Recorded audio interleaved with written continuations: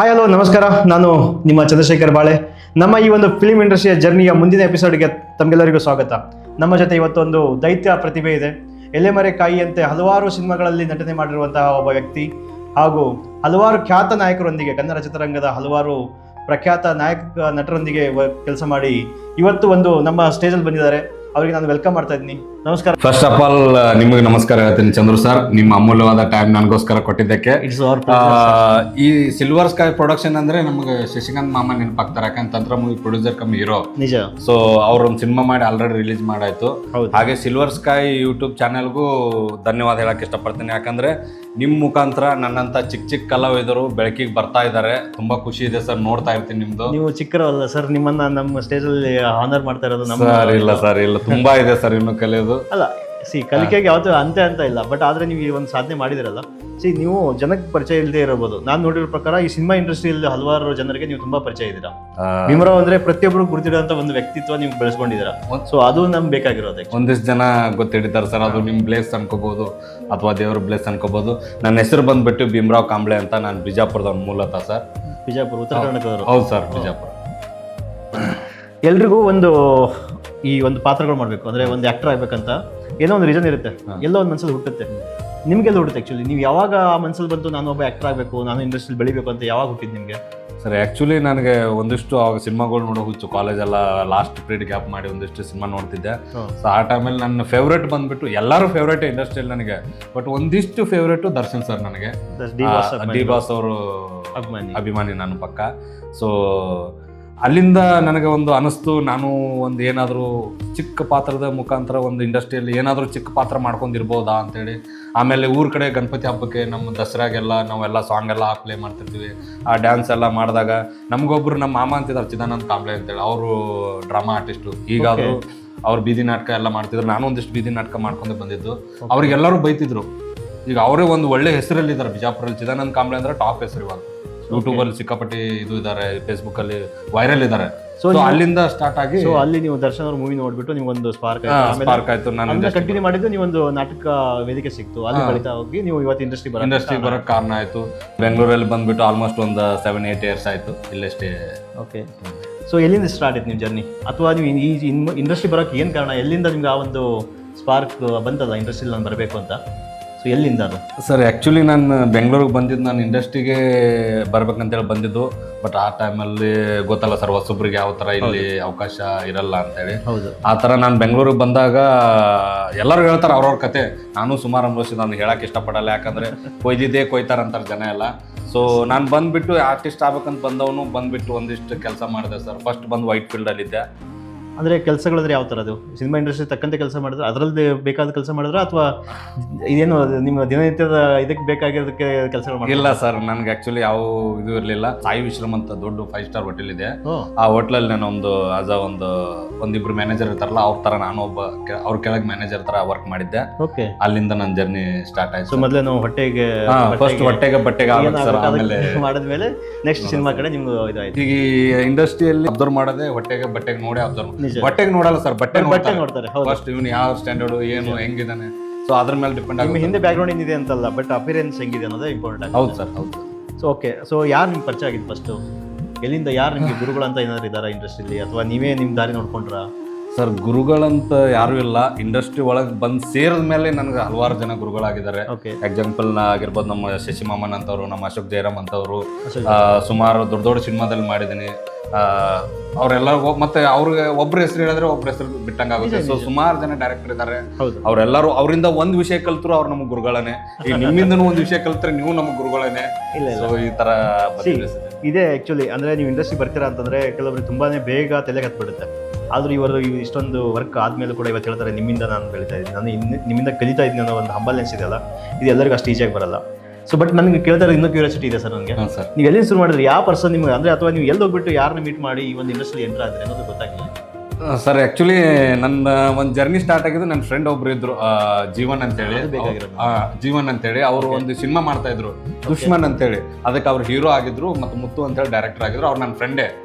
So ಅಂದ್ರೆ ನೀವು ಇಲ್ಲಿ ಬಂದು ಬೆಂಗಳೂರು ಬಂದ್ಮೇಲೆ ಫ್ರೆಂಡ್ ಅವರು? ಇಲ್ಲ ಸರ್, ಅವ್ರು ಊರಿಗೆ ಬಂದಿದ್ರು, ಒಂದು ಯಾವುದೋ ಸಿನಿಮಾಗೆ ಆಡಿಷನ್ ಅಂತೇಳಿ ಅಲ್ಲಿ ಪರಿಚಯ ಆಗಿದ್ರು. ಸೊ ಆ ಮುಖಾಂತರ ಬಂದ್ವಿ, ಅವ್ರ ಸಿನಿಮಾದಲ್ಲಿ ಆಕ್ಟ್ ಮಾಡಕ್ ಹೋದ್ವಿ. ಶಿವಮೊಗ್ಗದಲ್ಲಿ ಒಂದೂವರೆ ತಿಂಗಳು ಅಲ್ಲೇ ಸ್ಟೇ ಆಗಿ ಆ ಸಿನಿಮಾ ಮಾಡಿದ್ವಿ. ಓಕೆ.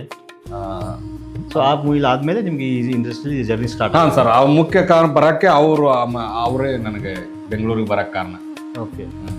ಸೊ ಅದಾದಮೇಲೆ ನೀವು ಹೇಳ್ಕೊಂಡು ಹೋದ್ರಿ ತುಂಬ ಹಲವಾರು ವ್ಯಕ್ತಿಗಳ ಜೊತೆ ಕೆಲಸ ಮಾಡಿದ್ದೀನಿ ಅಂತ. ಆ ವ್ಯಕ್ತಿಗಳು ಯಾರು ನಟರು ಅದ್ರ ಬಗ್ಗೆ ಹೇಳ್ಬೋದಾ? ಅಥವಾ ಅವ್ರ ಜೊತೆ ನಿಮ್ಮದು ಒಡನಾಟ ಹೆಂಗಿತ್ತು, ಅವ್ರು ನಡ್ಕೊತಾ ಇದ್ದ ರೀತಿಗಳು?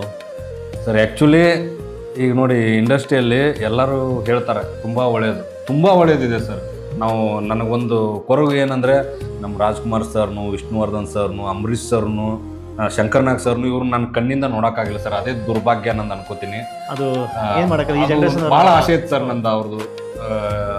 ತುಂಬ ಬೇಜಾರಾಗುತ್ತೆ ಅವ್ರು ನೆನೆಸ್ಕೊಂಡ್ರೆ.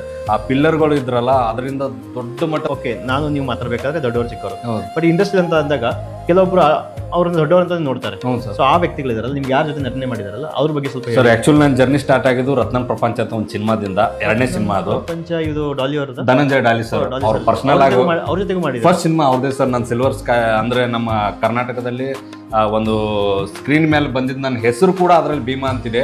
ಅಂದ್ರೆ ಡಾಲಿ ಸರ್ ಅವ್ರದ್ದೆಲ್ಲ ಹೆಸರು ಬಂದ ಆರ್ಟಿಸ್ಟ್ ಲಿಸ್ಟಲ್ಲಿ ನನ್ನ ಹೆಸರು ಕೂಡ ಭೀಮಾನೇ ಹಾಕಿದ್ದಾರೆ. ಆ ರೋಹಿತ್ ಸರ್ ಪಡ್ಕಿ ಅಂತೇಳಿ director. Okay. So first time ಒಂದು ದೊಡ್ಡ ಪರದೆ ಮೇಲೆ ನಿಮ್ಮ ಹೆಸರು, ಹೌದು ಸರ್, ಹೌದು ಸರ್, ನಿಮ್ಮ ಅಪಿಯರೆನ್ಸ್ ಆಗಿ ಫಸ್ಟ್ ಟೈಮ್ ಸರ್ ನಂದು. ಹೆಂಗಿತ್ತು ತುಂಬಾ ಅವತ್ತಿನ ಅನುಭವ? ಹೆಂಗಿತ್ತು ಅವತ್ತು? ಏನಾದ್ರು ಆ ಫೀಲಿಂಗ್ಸ್? ಅದು ಆಕ್ಚುಲಿ ಸರ್ 2 ಸಿನಿಮಾ ಇತ್ತು ಅವತ್ತು. ಕೋಟಿಗೊಬ್ಬ 2 3 ಇತ್ತು. ದುನಿಯಾ ವಿಜಯ್ ಸರ್ದು ಒಂದು ಸಿನಿಮಾ ಇತ್ತು, ಸಲಗಾಯನ. ಸೊ ಆ ಸೆಂಟರ್ ಅಲ್ಲಿ ಥಿಯೇಟರ್ಗೆ ಬರಲಿಲ್ಲ, ಅದು ಆ ಕರೋನಾ ಆ ವಿಶ್ವದಲ್ಲಿ ಏನೋ ಬರಲಿಲ್ಲ. ಸೊ ಇದನ್ನು OTT ಪ್ಲಾಟ್ಫಾರ್ಮ್ ಅಲ್ಲಿ ಬಿಟ್ರು. Super hit blockbuster sir. ಈಗಲಾದ್ರೂ ನೋಡಿ ಕಣ್ಣ ನೀರು ಬರುತ್ತೆ, ಯಾಕಂದ್ರೆ ರತ್ನ ಪ್ರಪಂಚ ಅದು ಸೆಂಟಿಮೆಂಟ್. ಅದ್ರಲ್ಲಿ ನಾನು ಉಡಾಳ ಬಾಬು ಅಂತಿದಾರಲ್ಲ ಪ್ರಮೋದ್ ಸರ್, ಅವ್ರು ರೈಟ್ ಹ್ಯಾಂಡ್ ಆಗಿರ್ತೀನಿ. ಆ ಜೀಪ್ ಎಲ್ಲ ಫುಲ್ ನಂದೇ. ಒಂದು ರೋಹಿತ್ ಸರ್ ನನಗೊಂದು ಡೈಲಾಗ್ ಕೊಟ್ಟಿದ್ದಾರೆ, ಉತ್ತರ ಕನ್ನಡ ಡೈಲಾಗ್ ಕೊಟ್ಟಿದ್ದಾರೆ. ತುಂಬಾ ಅದು ಆಕ್ಚುಲಿ ನಾನು ಡಾಲಿ ಸರ್ಗೆ ಒಂದು ಪರ್ಸನಲ್ ಆಗಿ ಹೋಗಿದ್ದೆ ಬೆಂಗಳೂರಿಂದ. ಅಲ್ಲಿ ಹೋದ್ಮೇಲೆ ನನಗೆ ಬೇಜಾರು ಅನಿಸ್ತಾ ಇತ್ತು ಸರ್. ಸರ್ಗೆ ಹೇಳಿದೆ, ಸರ್ ಒಂದಿಷ್ಟು ಮಕ ಹಿಂಗ್ ಬಂದ್ ಹಿಂಗ್ ಹೋಗೋ ತರ ಕಾಣಿಸೋ ಒಂದ್ ಸೀನ್ ಕೊಡಿ ಸರ್, ಜಸ್ಟ್ ಹಿಂಗ್ ಬಂದ್ ಹಿಂಗ್ ಹೋಗಿ ರತ್ನ ಪ್ರಪಂಚದ ಅಜಿನ್ ಅಂತ ಹೇಳಿ. ಪ್ರತಿಯೊಬ್ಬ ಒಂದು ಇವ್ರದ್ದು ಆಶೆ ಎಲ್ಲ ಒಂದು ಸ್ಕ್ರೀನ್ ಅಲ್ಲಿ ಮೂಲೆಲ್ಲ ಕಾಣಿಸೋ ಕಂಟ್ರು ಕೂಡ ಬಂದು ಹೋದ್ರೆ ಅನುಭವ. ಆಲ್ರೆಡಿ ಅಲ್ಲಿ ನಮ್ಮ ಸುಮಾರು ಉತ್ತರ ಕರ್ನಾಟಕದ ನಮ್ಮ ಸ್ನೇಹಿತರು, ನಮ್ಮ ಎಲ್ಲ ಪರಿಚಯದವರು ಎಲ್ಲ ಬಂದಿದ್ರು, ಫೋಟೋ ಎಲ್ಲ ತೆಗ್ಸಿದ್ದೆ.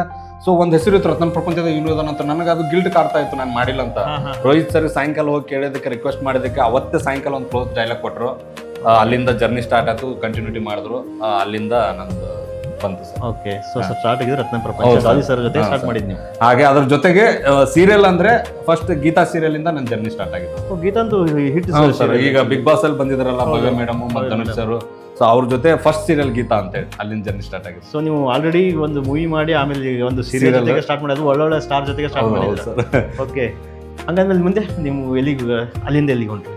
ಅಲ್ಲಿಂದ ಸರ್ ಹಾಗೆ ಈಗ ನಾನು ಅವಾಗ ವರ್ಕ್ ಮಾಡ್ತಾ ಇದ್ದೆ. ವರ್ಕ್ ಮಾಡ್ಕೊಂಡೆ ಬಿಟ್ವೀನ್ ಟೈಮಲ್ಲಿ ಶೂಟಿಗೆ ಬರ್ತಾ ಇದ್ದೆ. ಸೊ ಸಡನ್ಲಿ ಫೋನ್ ಮಾಡೋರು, ನಾಳೆ ಇದೆಯಪ್ಪ ಕಂಟಿನ್ಯೂಟಿ, ನಾಳೆ ಶೂಟ್ ಬರ್ಬೇಕಪ್ಪ ಅಂದಾಗ ಇಲ್ಲಿ ರಜಾ ಕೊಡ್ತಿದ್ದಿಲ್ಲ.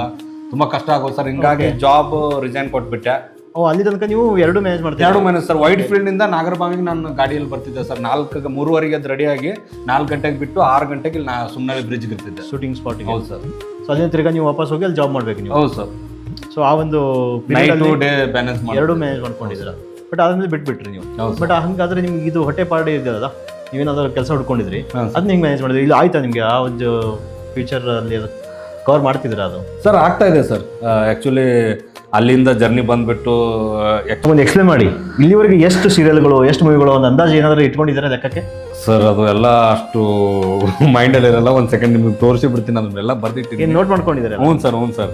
ಆ್ಯಕ್ಚುಲಿ ನೋಡಿ, ಇದು ದುಶ್ಮನ್ ಅಂತ ಹೇಳಿದ್ನಲ್ಲ, ಇಲ್ಲಿಂದ ದುಶ್ಮನ್ ಸ್ಟಾರ್ಟ್ ಆಗುತ್ತೆ ರತ್ನ ಪ್ರಪಂಚದಿಂದ. ಹ್ಞೂ ಸರ್. 56 ಇಲ್ಲಿ ನೋಡಿ ಕಾಣುತ್ತೆ, 56 ಇಲ್ಲಿ ಕೊಡಿ, ನಾನು ಎಕ್ಸ್ಪ್ಲೇನ್ ಮಾಡ್ತೀನಿ.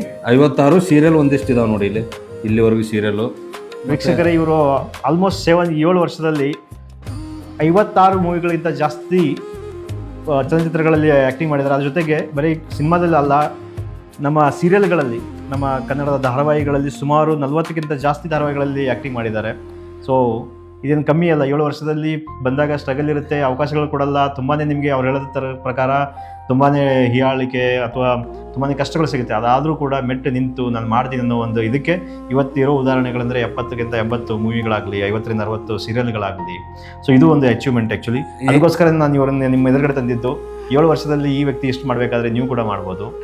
ಸೊ ಇದರಲ್ಲಿ ಕೆಲವು ನೋಡಿದೆ ಸರ್, ಸುದೀಪ್ ಸರ್ ಹೆಸರುಗಳು ಇದೆ, ಅವ್ರ ಮೂವಿಗಳು ಇದಾವೆ, ದರ್ಶನ್ ಸರ್ದು ಇದೆ. ಸೊ ನೀವು ದಯಮಾಡಿ ಹೇಳ್ಬೋದಾ ಅವ್ರ ಜೊತೆ ಹೆಂಗಿತ್ತು? ಸುದೀಪ್ ಸರ್ ಜೊತೆ ಆಕ್ಚುಲಿ ಮಾಡಿದ್ದೀನಿ ಸರ್, ಮ್ಯಾಕ್ಸ್ ಅಲ್ಲಿ ಮಾಡಿದ್ದೀನಿ, ಚೆನ್ನೈಯಲ್ಲಿ ಶೂಟ್ ಮಾಡ್ತಿದ್ವಿ. ಓಕೆ. ಅಲ್ಲಿ ತುಂಬಾ ಇದು ಬೇಸಿಗೆ ಸೀಸನ್ ಅಲ್ಲ ಸರ್, ಚೆನ್ನೈ ಅಂದ್ರೆ ಗೊತ್ತಲ್ಲ, ಸ್ವೆಟ್ ಫುಲ್ ಮ್ಯಾಕ್ಸ್ ಅಲ್ಲಿ ಮಾಡಿದ್ವಿ. ಅದು ಫುಲ್ ನೈಟ್ ಎಲ್ಲ ಕರ್ಕೊಂಡು ನಾವು ಬರ್ತಾ ಇರ್ತೀವಿ, ಒಂದಿಷ್ಟು ಸೀನ್ಗಳು ಕಟ್ ಆಗಿದಾವೆ. ಅಲ್ಲಿ ತಮಿಳ್ ಪೊಲೀಸರಿಗೆಲ್ಲ ಸ್ಟೇಷನ್ ಅಲ್ಲಿ ಹೋಗಿ ಅವ್ರ ಕತ್ತೆಲ್ಲ ಹಿಡ್ಕೊಂಡು ನಾನು ಫುಲ್ ಸ್ಟ್ರಗಲ್ ಎಲ್ಲ ಇತ್ತಲ್ಲ, ಚೆನ್ನಾಗಿತ್ತು. ಅದು ಒಂದ್ ಸ್ವಲ್ಪ ಕಟ್ ಆಗಿದಾವೆ, ಒಂದಿಷ್ಟು ಬಂದಿದಾವೆ. ಸುದೀಪ್ ಸರ್ ಜೊತೆ ಒಳ್ಳೆ ಒಂದು ಇದು ಪ್ರೀತಿ ಇದೆ ಸರ್. ಅಂದ್ರೆ ಹೆಗಲ್ ಮೇಲೆ ಹಿಂಗ್ ಕೈ ಹಾಕೊಂಡ್ ಶಾರ್ಟ್ ಅಲ್ಲಿ ಫಸ್ಟ್ ನಾನು ಗಡ್ಡ ಬಿಟ್ಟಿದ್ನಲ್ಲ ಸರ್, ನಾನು ನಿನ್ ತಮಿಳ ಕನ್ನಡನ ಅಂತ ಕೇಳಿದ್ರು. ಸರ್ ನಾನು ಕನ್ನಡ ಸರ್ ಅಂದೆ, ಯಾಕಂದ್ರೆ ಗಡ್ಡ ಇತ್ತಲ್ಲ ಅದಕ್ಕೆ ಆ ತರ ಅನ್ಕೊಂಡಿರ್ಬೋದೇನು. ಆ ಟೈಮಲ್ಲಿ IPL ಬೇರೆ ನಡೀತಿತ್ತು.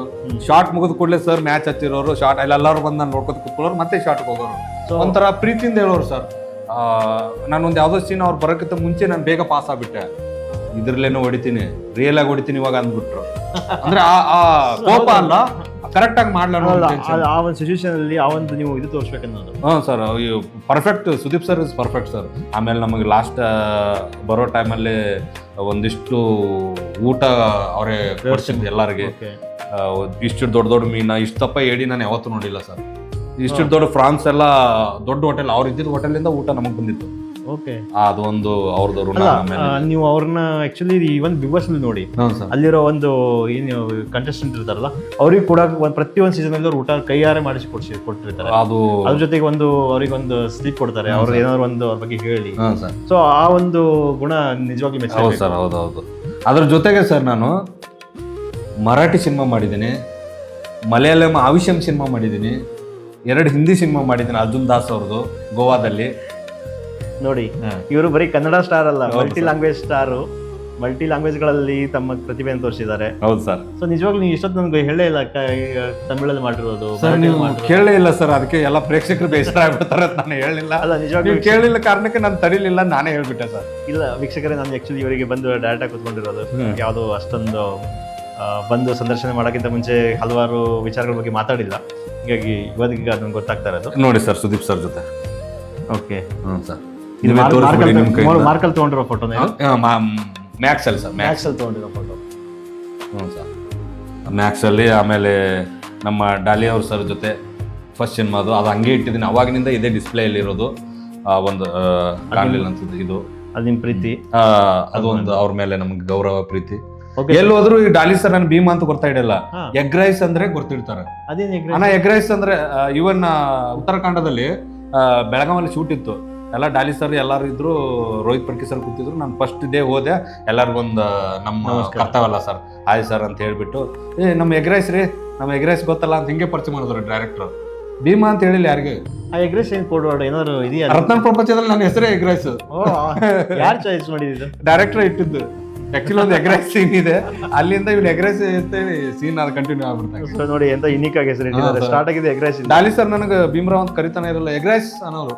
ಈ ತರ ಎಲ್ಲ ಒಂದು ಇದರಲ್ಲಿ ಸಿನಿಮಾ ಇಂಡಸ್ಟ್ರಿಯಲ್ಲಿ ಅದೊಂದು ಸಲ ನೀವು ಒಂದು ಪಾತ್ರ ಆಗ್ಲಿ ಅಥವಾ ಒಂದು ಮೂಮೆಂಟ್ ಆಗಲಿ ಕ್ಯಾಚ್ ಆದ್ರೆ ಅದು ಹಂಗೆ ಕ್ಯಾರಿ ಆಗುತ್ತೆ. ಹೌದು ಸರ್. ಆಮೇಲೆ ಈ ವಾರದಲ್ಲೇ ಒಂದು 3-4 ಸೀರಿಯಲ್ ಟೆಲಿಕಾಸ್ಟ್ ಆಗ್ತವೆ. ಒಂದು ಅನುಪಲ್ಲವಿ ಅಂತ ಉದಯ ಟಿವಿಯಲ್ಲಿ ಬರುತ್ತೆ. ಆಮೇಲೆ ಲಕ್ಷ್ಮೀ ನಿವಾಸ ಅದೆಲ್ಲ ಫೇಮಸ್ಸು. ಆಮೇಲೆ ಇನ್ನೊಂದು ಜಯಲಲಿತಾ ಒಂದು ಮಾಡಿದೆ. ಆಮೇಲೆ ಶಾಂತಂ ಪಾಪನು ಮಾಡಿದೆ ಸರ್ ಮೊನ್ನೆ. ಹೌದಾ? ಶಾಂತಂ ಪಾಪ ಮಾಡಿದೆ. ಸೊ ಮಲ್ಟಿ ಟ್ಯಾಲೆಂಟೆಡ್, ನೀವು ಇಲ್ಲಿ ಇಲ್ಲ ಅನ್ನೋ ಥರನೇ ಇಲ್ಲ, ಎಲ್ಲ ಕಡೆ ಅವ್ರ ಪ್ರತಿಭೆ ತೋರಿಸಿದ್ದಾರೆ.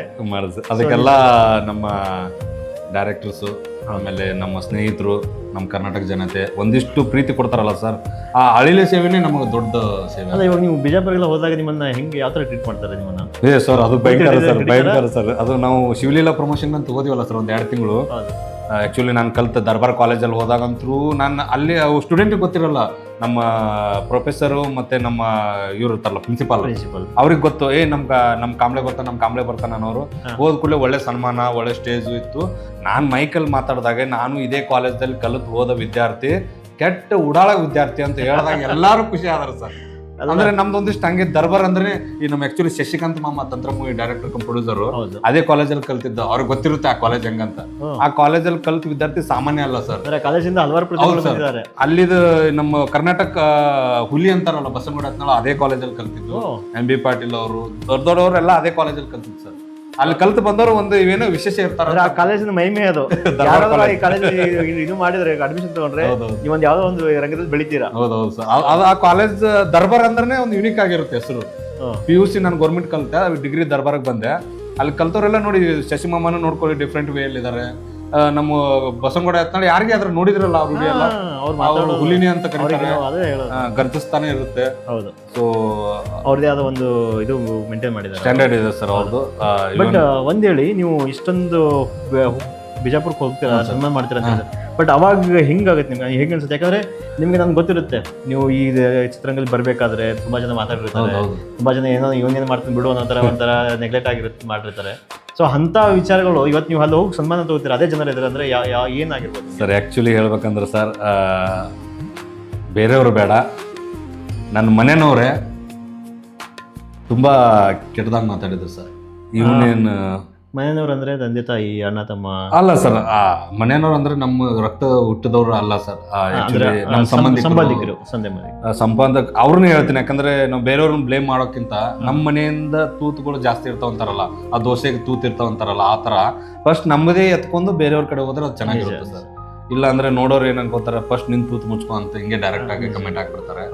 ಸೊ ಆಕ್ಚುಲಿ ನಮ್ಮ ಸಂಬಂಧಿಕರೇ ಕೆಟ್ಟದಾಗ ಮಾತಾಡಿದ್ರು. ಈವನ್ ಪುನಾದಲ್ಲಿದ್ದಾರೆ, ಮುಂಬೈದಲ್ಲಿದ್ದಾರೆ, ಕೊಲ್ಹಾಪುರಲ್ಲಿದ್ದಾರೆ, ಕರ್ನಾಟಕದಲ್ಲಿ ಸಿಕ್ಕಾಪಟ್ಟೆ ನಮ್ಮ ಜನ ಇದ್ದಾರೆ, ಗುಲ್ಬರ್ಗದಲ್ಲಿ.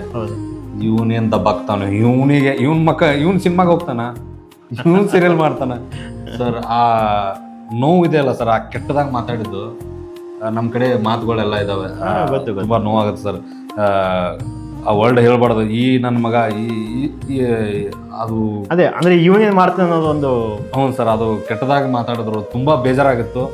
ಆಮೇಲೆ ನಾನು ಒಂದು ಪನ್ನನೇ ತೊಟ್ಟಿದ್ದೆ ಸರ್, ನೀವೆಲ್ಲ ಮಾತಾಡ್ರಿ, ಇದೇ ನನಗೊಂದು ಮಾರ್ಗದರ್ಶನ. ಬೈಯೋರು ಇರ್ಬೇಕಂತ ಸರ್ ನಮಗೆ. ಹೌದು, ಹಿಂದೆ ಬೈಯೋರು ಇರ್ಬೇಕು, ಮುಂದೆ ದಾರಿ ತೋರ್ಸೋರು ಇರ್ಬೇಕಂತ. ಹೌದು.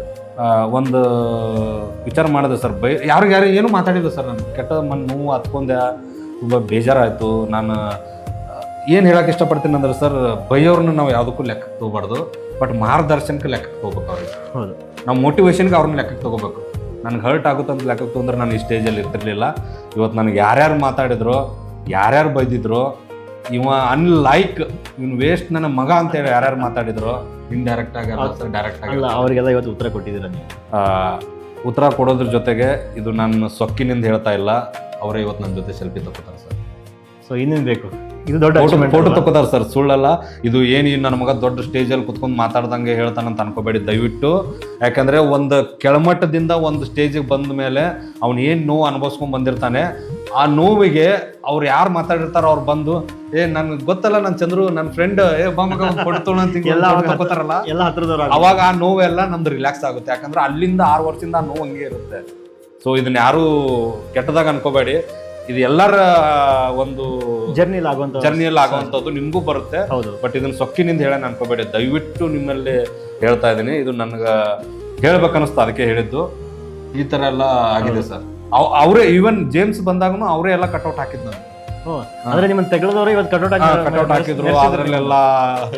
ಸೊ ನೋಡಿ ಏನು ಎಷ್ಟು ವಿಪರ್ಯಾಸ ಅಂದ್ರೆ. ಆಮೇಲೆ ಫಸ್ಟ್ ಟೈಮ್ ಸರ್ ನಮ್ಮ ಕಾರ್ಗಳು ಹೋಗಿ ಇಂಟ್ರಿ ಆಗೋದಕ್ಕೆ ಅಲ್ಲೊಂದಿಷ್ಟು ಪಟಾಕ್ಸಿ ಒಂದು ಹೀರೋ ಬಂದ ರೇಂಜಲ್ಲಿ ಸೆಲೆಬ್ರೇಟ್ ಸರ್. ಆ ಫುಟೇಜ್ ಇನ್ನೂ ಇದೆ, ಆ ಫೋಟೋ ಇನ್ನೂ ಇದೆ. ಅಲ್ಲ, ಅದೊಂದು ಅಚೀವ್ಮೆಂಟ್ ನಿಮ್ಮ ಲೈಫಲ್ಲಿ. ಅದೇ ಹೇಳ್ತಾ ಇದ್ದೆ ನಾನು. ಆ್ಯಕ್ಚುಲಿ ವಿಪರ್ಯಾಸ ಏನಂತಂದರೆ, ಈ ಒಂದು ಜರ್ನಿ ಇದೆಯಲ್ಲ, ಇವತ್ತು ನೀವು ಫೇಸ್ ಮಾಡ್ತಿರ್ತೀರಾ. ಸೊ ನಿಮ್ಗೆ ಇವತ್ತು ಸ್ಟ್ರಗಲ್ ಇರುತ್ತೆ, ನೀವು ಏನೋ ಮಾಡ್ತಿದ್ರೆ ಏನು ಹುಚ್ಚದ ಮಗ ಅಂತ ನಿಮ್ಮನ್ನು ಆಡ್ತಾರೆ, ಮಾತಾಡಿದಾರೆ ಸರ್. ಆ ಆಡೋರ್ ಮುಂದೆನೇ ನೀವು ಹುಚ್ಚ ಅಂದ್ಕೊಂಡ್ರು ಸರಿ, ಏನೇ ಆದರೂ ಸರಿ, ನಿಮ್ಮ ಪಣ ಬಿಡಬೇಡಿ. ನಿಮ್ಮ ಪಣ ಇವತ್ತು ತೊಟ್ಟಿರೋದು ಒಂದು 5 ವರ್ಷ 6 ವರ್ಷ ಡೆಡಿಕೇಶನ್ ಆಗಿ ನೀವು ಕೆಲಸ ಮಾಡಿ, ಅದಕ್ಕೊಂದು ನೀವು ಏನಂತಾರೆ ಮರ್ಯಾದೆ ಅನ್ನೋದು ಎಲ್ಲ ಬಿಡಿ. ನಾನು ಏನೋ ಅಚೀವ್ ಮಾಡೋಕೆ ಬಂದಿದ್ದೀನಿ, 4 ಜನ ಏನು ಮಾತಾಡ್ತಾರೆ ನಿಮ್ಗೆ ಬೇಕಾಗಿಲ್ಲ. ನಿಮ್ದು ಏನು ಗುರಿ ಇದೆ, ಗುರಿ ತಲುಪೋ ತನಕ ಹೋಗಿ. ಇವತ್ತೇನು ಕೂತ್ಕೊಂಡು ನಿಮ್ಗೆ ಹೇಳ್ತಾ ಇದ್ದಾರಲ್ಲ, ನಾನು ಹಿಂಗಿದ್ದೆ, ನನಗೆ ಹಿಂಗೆ ಆಡಿದ್ದಾರೆ ಅಂತ, ನಿಜವಾಗ್ಲೂ ನಾಳೆ ನೀವು ಕೂಡ ಅವ್ರಿಗೆ ಉತ್ತರ ಕೊಡೋ ರೀತಿಯಲ್ಲಿ ಬೆಳಿತೀರಾ. ಅದಕ್ಕೆ ಉದಾಹರಣೆ ಇವರು ಅಂತ ನಾನು ಇನ್ನೊಂದು ಮಾತು ಹೇಳ್ಬೋದು sir, if you don't mind. ಹೇಳಿ. ಆ್ಯಕ್ಚುಲಿ ಸ್ಟಾರ್ಟಿಂಗ್ ಬಂದಾಗ ಸರ್ ನಾನು ಏನಕ್ಕಂದ್ರೆ ಇದು ಮೋಟಿವೇಶನ್. ಇವತ್ತು ಅವ್ರೇನೋ ಬೆಳೆಯೋಕ್ಕೆ ಏನೋ ಟ್ರೈ ಮಾಡ್ತಾ ಇರ್ತಾರೆ, ತುಂಬಾನೇ ಯಾರೋ ಮಾತಾಡ್ತಾರೆ, ನೆಗೆಟಿವ್ ಆಗಿ ಮಾತಾಡ್ತಾರೆ, ಅದರಿಂದ ಅವ್ರು ಕುಗ್ಬೋದು. ಬಟ್ ಆ ಕುಗ್ಬಾರ್ದು ಯಾಕೆ ಅನ್ನೋದಕ್ಕೆ ಕಾರಣ ಅಂದ್ರೆ, ನಾಳೆ ನೀವು ಬೆಳೆದಾಗ ಅದಕ್ಕೆಲ್ಲ ಉತ್ತರ ಬರುತ್ತೆ ಸರ್. ಆ ಉತ್ತರ ಕೊಡೋ ತನಕ ಅದಕ್ಕೆ ಕಾಯ್ಬೇಕು. ಸೊ ಎಲ್ಲದಕ್ಕೂ ಒಂದು ಪೇಷನ್ಸ್ ಅಂತ ಇದ್ದಾಗ ಡೆಫಿನೆಟ್ಲಿ ಅವರಿಗೆ ಉತ್ತರ ಸಿಗುತ್ತೆ. ಅದು ನಿಮ್ಮಿಂದನೇ ಸಿಗುತ್ತೆ. ಅದು ಅವ್ರು ಹೇಳಿದ ಪ್ರಕಾರ ನಿಮ್ಮ ಹತ್ರನೇ ಬಂದು, ಇವ್ರು ನಮ್ಮವರು, ನನ್ಗೆ ಬೇಕಾದವರು, ನನ್ನ ಪರಿಚಯದವರು ಅಂತ ನಿಮ್ಮ ಹತ್ರ ಬಂದ್ಬಿಟ್ಟು ಸೆಲ್ಫಿ ತಗೊಳ್ಳೋಂಥ ರೀತಿಗೆ ನೀವು ಬೆಳಿತೀರಾ. ಪೇಷನ್ಸ್ ಬೇಕು. ಈವನ್ ಸರ್ ಸಿನಿಮಾ ಸೀರಿಯಲಲ್ಲಿ ಬಂದ ಕೂಡಲೇ ನೋಡಿ ಊಟ ಮಾಡ್ತಿರ್ಬೇಕಾದ್ರೆ ಆ ವಿಡಿಯೋ ಮಾಡಿ ಕಳಿಸೋದು, ಸ್ಕ್ರೀನ್ ಶಾಟ್ ಹೊಡೆದು ಕಳಿಸೋದು ನನಗೆ ಈಗಲೂ ಬರ್ತಾವೆ ಸರ್, ಸುಮಾರು ಆ ಸಿನಿಮಾದಲ್ಲಿ ಬರ್ತವೆ. ಅಂದ್ರೆ ಇವಾಗ ಊರಾಗೆಲ್ಲ ನಿಮ್ದು ಟೆಲಿಕಾಸ್ಟ್ ಕಳಿಸ್ತಾರೆ. ಆ ಗಟ್ಟಿ ಮೇಳ ಸೀರಿಯಲ್ ಇಂದಂತೂ ಒಂದಿಷ್ಟು ಹೆಸರಾಯ್ತು ಕಂಟಿನ್ಯೂಟಿ ಆಗಿ. ಆಮೇಲೆ ನಾನು ಬೆಂಗಳೂರಲ್ಲಿ ಬಂದು ದುಡಿದ್ಮೇಲೆ ಒಂದು ಬುಲೆಟ್ ತೊಗೊಂಡಿನಿ ಸರ್, ಅದಕ್ಕೆ ನಾನು ಡಾರ್ಲಿಂಗ್ ಅಂತಾನೆ ಕರೆಯೋದು. ನಾನು ಎಲ್ಲೇ ಹೋದ್ರು ಈ ಸಿನಿಮಾದಲ್ಲಿ ಸ್ಟಾರ್ಟಿಂಗ್ ಗೊತ್ತಲ್ಲ ಸರ್, ಪೇಮೆಂಟ್ ಒಂದು ಸ್ವಲ್ಪ ಹೆಚ್ಚು ಕಮ್ಮಿ ಇರುತ್ತೆ. ಏನು ಈ ನನ್ನ ಮಗ ಬುಲೆಟಲ್ಲಿ ಬರ್ತಾನೆ, ಈ ನನ್ನ ಮಗನಿಗೆ ಆ ಪೇಮೆಂಟ್ ಕೊಡೋದು ಪೆಟ್ರೋಲೇ ಸಾಲಲ್ಲ. ಮೈಸೂರುವರೆಗೂ ತುಮಕೂರುವರೆಗೂ ಎಲ್ಲ ಬುಲೆಟಲ್ಲೇ ಹೋಗ್ತಿದ್ದೆ ಸರ್ ನಾನು ಶೂಟಿಂಗ್ಗೆ. ಆ ಥರ ಎಲ್ಲ ಮಾತಾಡ್ತಿದ್ರು. ದಯವಿಟ್ಟು ಆ ಥರ ಯಾರಿಗೂ ಮಾತಾಡಬೇಡ್ರಿ, ಯಾಕಂದರೆ ಅವ್ನ ಪರಿಸ್ಥಿತಿ ಅವ್ನಿಗೆ ಗೊತ್ತಿರುತ್ತೆ. ಯಾಕಂದ್ರೆ ಅವ್ನಿಗೆ ಆಪ್ಷನ್, ನೀವು ಬಸ್ಸಿಗೆ ಹೋದ್ರೆ ಲೇಟ್ ಆಗುತ್ತೆ ಸರ್. ಚಂದ್ರು ಸರ್ ನಾನು ಪಿಕಪ್ ಮಾಡ್ರಿ ಅಂದ್ರೆ ನೀವು ಮಾಡಲ್ಲ, ನಿನ್ನ ಕೆಲಸ ಇದೆ ನಾನು ಯಾಕೆ ಮಾಡ್ಬೇಕಂತ ಒಂದು ನನಗೆ ಅನ್ಸುತ್ತೆ. ಅವ್ನು ಬೆಳೆಯಕ್ಕೆ ನಾನು ಯಾಕೆ ಹೆಲ್ಪ್ ಮಾಡ್ಬೇಕಂತ ಈ ಥರ ಮನೋಭಾವ ಇದ್ದಲ್ಲಿ ಅವ್ರು ಏನೇನೋ ಬಂದು ಅವ್ರು ಕಷ್ಟಪಟ್ಟು ಇಷ್ಟಪಟ್ಟು ಅವ್ರು ಬರ್ತಾರೆ. ಕುಗ್ಗಿಸ್ಬೇಡಿ ಅವ್ರಿಗೆ, ದಯವಿಟ್ಟು ಎಲ್ಲರಿಗೂ ಹೇಳ್ತೀನಿ. ಒಂದು ಪ್ರೀತಿಯಿಂದ ಮಗ ಮಾಡ್ತಾ ಇದ್ದೆ ಚೆನ್ನಾಗಿ ಮಾಡೋ ಮಗ ಅಂತೇಳಿ ಅವ್ನು ಮಾಡಿದ್ರೆ ಮಾಡಲಿ, ಬಿಟ್ಟರೆ ಬಿಡಲಿ, ಅದು ಅವ್ನ ಹಣೆ ಬರ. ಆಮೇಲೆ ಸರ್ ಶಿವಲೀಲಾ ಸಿನಿಮಾದಲ್ಲಿ ಅದೊಂದು ವಿಷಯ ಬಿಟ್ಟೆ ನಾನು. ಹೇಳಿ ಸರ್. ಆ ಲೇಡೀಸ್ ಕ್ಯಾರೆಕ್ಟರ್ ಮಾಡಿದಾಗ ತುಂಬ ಜನ ಆಡ್ಕೊಂಡಿದ್ದಾರೆ ಸರ್ ನಮ್ಮ ಫ್ಯಾಮಿಲಿಯಲ್ಲಿ, ರಿಲೇಷನಲ್ಲಿ. ಇವನು ಮಂಗಳಮುಖಿನೇ ಆಗ್ತಾನೆ, ಇವನೇನು ಚಕ್ಕನೇ ಆಗ್ತಾನೆ. ಅದು ಏನಿದೆ ಸಮಾಜ ಅನ್ನೋದು ಎಲ್ಲ ಥರದ ಜನ ಇದ್ದಾರೆ. ನೀವು ಅವ್ರನ್ನ ಪರಿವರ್ತನೆ ಮಾಡೋಕ್ಕಾಗಲ್ಲ. ನಿಮ್ಗೆ ಗೊತ್ತಿದೆ ನಾನು ಏನು ಮಾಡ್ತಾ ಇದ್ದೀನಿ, ನಿಮ್ಗೆ ಗೊತ್ತಿದೆ ನಾನು ಎಲ್ಲಿಗೆ ಹೊರಟಿದ್ದೀನಿ, ನಾನು ಏನು ಅಚೀವ್ ಮಾಡೋಕೆ ಹೊರಟಿದ್ದೀನಿ. ಹೋಗ್ತಾ ಇರಿ, ಮಾಡ್ತಾ ಇರಿ. ಸೊ ಮಾತಾಡೋರು ಇವತ್ತು ನಿಮ್ಗೆ ಹೇಳಿದ್ದಾರೆ, ನಿಮ್ಗೊಂದು ವಿಡಿಯೋ ಕಳಿಸ್ತಾರೆ, ನಿಮ್ಗೊಂದು ಫೋಟೋಗಳು ತೆಗೆದು ಕಳಿಸ್ತಾರೆ. ಇದಕ್ಕೆಲ್ಲ ಕಾರಣ ಏನು ಹೇಳಿ? ನೀವು ಮಾಡಿರೋ ಸಾಧನೆಗಳು. ಸೊ ಇವತ್ತು ಇನ್ನೂ ಈ ರೇಂಜಿಗೆ ಇದ್ದೀರಾ ನೀವು. ಇನ್ನೂ ನೆಕ್ಸ್ಟ್ ಲೆವೆಲ್ಗೆ ಹೋದಾಗ ಇನ್ನೂ ಅವರು ಯಾವ ರೀತಿ ನಿಮ್ಮನ್ನು ನೋಡ್ಬೋದು, ನಿಮ್ಮನ್ನು ಬೇರೆ ಒಂದು ಲೆವೆಲಲ್ಲಿ ನೋಡ್ತಾರೆ. ಸೊ ಅದಕ್ಕೆಲ್ಲ ಕಾರಣ ಸರ್ ಶಿವಲೀಲಾ ಸಿನಿಮಾ ರಿಲೀಸ್ ಆಗೋವರೆಗೂ ನನ್ನ ಮೈಂಡ್ ಬ್ಲಾಕ್ ಆಗಿತ್ತು. ಯಾಕಂದ್ರೆ ಅದು ಕೇಳಿ ಕೇಳಿ ಕೇಳಿ ಆ ಚಕ್ಕ ಅನ್ನೋದು, ಮಂಗಳಮುಖಿ ಅನ್ನೋದು, ಇವನು ಅವ್ರ ಜೊತೆ ಸೇರಿ ಅದನ್ನೇ ಆಗ್ಯಾನ ಅನ್ನೋದು ಭಾಳ ಕಿವಿಗೆ ಬಿದ್ದಿದ್ದಾವೆ ಸರ್ ನನಗೆ. ಸೊ ಯಾವಾಗ ನಮ್ಮ ಸಿನಿಮಾ ರಿಲೀಸ್ ಆಗುತ್ತೆ, ಯಾವಾಗ ನಾನು ತೋರಿಸಿದ್ದೀನಿ ಅನ್ನೋ ಥರ ಇತ್ತು. ದಯವಿಟ್ಟು ಕಲಾವಿದರಿಗೆ ಎಲ್ಲನೂ ಒಂದೇ, ಅವರು ಯಾವ ಕ್ಯಾರೆಕ್ಟರ್ ಮಾಡಿದ್ರು ಅವ್ರಿಗೆ ಪ್ರೋತ್ಸಾಹ ಮಾಡಿರಿ. ಒಂದು ಕೆಳಗೆ ಇಳಿಸೋದು ಥರ ಯಾವುದು ಮಾತಾಡಬೇಡ್ರಿ, ಕುಗ್ಗಿಸೋ ಥರ ಮಾತಾಡಬೇಡಿ. ಯಾಕಂದ್ರೆ ಅವರು ಏನೋ ಒಂದು ಆಸೆ ಇಟ್ಕೊಂಡು ಬೆಳಿಬೇಕಂತ ಬಂದಿರ್ತಾರೆ. ಈಗ ನಾನು ಆ ಶಿವಲೀಲಾ ಮಾಡೋದಕ್ಕೆ ಒಂದು ಚಾನಲ್ ಕಡೆಯಿಂದ ಸೀರಿಯಲು ಮಾಡಿದೆ. ಸೊ ಅಂಥವೆಲ್ಲ ಅವಕಾಶ ಬರ್ತಿರ್ತವೆ. ದಯವಿಟ್ಟು ನಾವು ಆ ಪಾತ್ರ ಮಾಡಿದ್ಮೇಲೆ ನಾವು ಅದೇ ಥರ ಆಗಿರಲ್ಲ ಸರ್. ನಾವು ಏನಿರ್ತೀವಿ ಅದೇ ಇರ್ತೀವಿ. ಎಲ್ಲರಿಗೂ ಹೇಳ್ತಾ ಇದ್ದೀನಿ, ಕರ್ನಾಟಕ ಜನತೆಗೆ. ಕರ್ನಾಟಕ ಬಿಟ್ಟು ಹೊರಗಿನವರು ಸುಮಾರು ಕಾಲ್ ಮಾಡಿದರು, ಮರಾಠಿಯಲ್ಲೆಲ್ಲ ಮಾತಾಡಿದ್ರು. ಸೊ ದಯವಿಟ್ಟು ಆ ಥರ ಮಾಡಬೇಡಿ ಸರ್. ನಿಮ್ಮ ಚಾನಲ್ ಮುಖಾಂತರ ನಾನು ಕೇಳ್ಕೊತಾ ಇದ್ದೀನಿ, ಎಲ್ಲರಿಗೆ ಒಂದು ಪ್ರೋತ್ಸಾಹ ಕೊಡೋ ಥರ. ಪ್ರೇಕ್ಷಕರಿಗೆ ಅರ್ಥ ಆಗಿದೆ ಸರ್. ನಿಜವಾದ ಆರ್ಟಿಸ್ಟ್ ಯಾರು ಅಂತಂದರೆ ಅವನು ಲೇಡೀಸು ಜೆಂಟ್ಸ್ ಆಗಲಿ ಇದೇ ಪಾತ್ರ, ಹುಚ್ಚಿನ ಪಾತ್ರ, ಮೇಲು ಕೀಳೋ ಪಾತ್ರ ನೋಡಲ್ಲ. ಆರ್ಟಿಸ್ಟ್ಗೆ ಇವತ್ತು ಕೊಟ್ಟ ಆರ್ಟಿಸ್ಟ್ ಇದು ಆ್ಯಕ್ಟಿಂಗ್ ಮಾಡ್ಬೇಕಂದ್ರೆ ಮಾಡ್ತಾನಲ್ಲ, ಅವ್ನು ನಿಜವಾದ ಆ್ಯಕ್ಟ್ರು.